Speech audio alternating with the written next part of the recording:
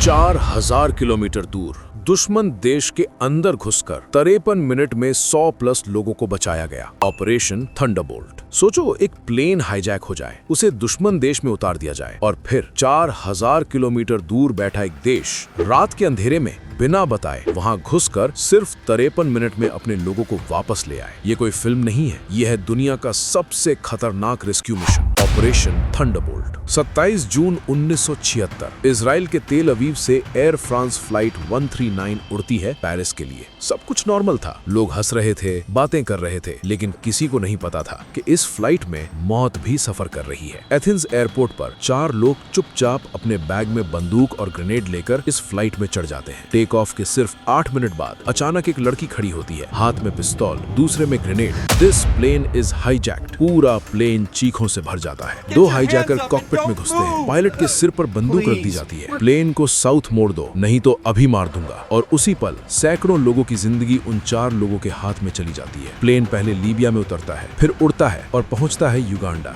जहां बैठा था एक खतरनाक तानाशाह, इडी अमीन। एक ऐसा आदमी जिसके बारे में कहा जाता था कि वो इंसानों का मांस तक खा जाता था। एंटेबे एयरपोर्ट, चारों तरफ सैनिक और प्लेन को घेर लिया जाता है। अब सबसे डरावना पल आता है। सभी पैसेंजर्स को लाइन में खड़ा किया जाता है और फिर एक एक करके इजरायली और यहूदी लोगों को अलग कर दिया जाता है। परिवार टूट जाते हैं, बच्चे रो रहे हैं। अब ये सिर्फ हाईजैक नहीं था, ये बन चुका था एक इंटरनेशनल क्राइसिस। दूसरी तरफ इजराइल में वॉर रूम में लगातार मीटिंग्स चल रही थी। मोसाद, आर्मी, एयरफोर्स, हर सेकंड एक ही सवाल, कैसे बचाएं अपने लोगों को। डील करने की कोशिश हुई, नेगोशिएशन भी हुई, लेकिन एक फैसला लिया गया, हम झुकेंगे नहीं, हम अपने लोगों को वापस लेकर आएंगे। रात के 11 बजे 4 C-130 एयरक्राफ्ट उड़ते हैं, लाइट्स ऑफ, रेडार के नीचे 4000 किलोमीटर दुश्मन देश की तरफ। कोई नहीं जानता था कि ये प्लेन इतिहास लिखने जा रहे हैं। जैसे ही प्लेन लैंड करता है, एक काली मर्सिडीज और लैंड रोवर निकलती हैं, बिल्कुल वैसी जैसी इडी अमीन इस्तेमाल करता था। प्लान था कि बिना शक के अंदर घुस जाएं, लेकिन एक छोटी सी गलती, गार्ड्स को शक हो जाता है और फिर पहली गोली चलती है। अब मिशन एक्सपोज हो चुका था, अब सब कुछ स्पीड पर था। इजरायली कमांडो 300 मीटर दौड़ते हैं, गोलियां चल रही हैं, हर सेकंड मौत सामने है। दरवाजा तोड़ा जाता है, स्टे डाउन।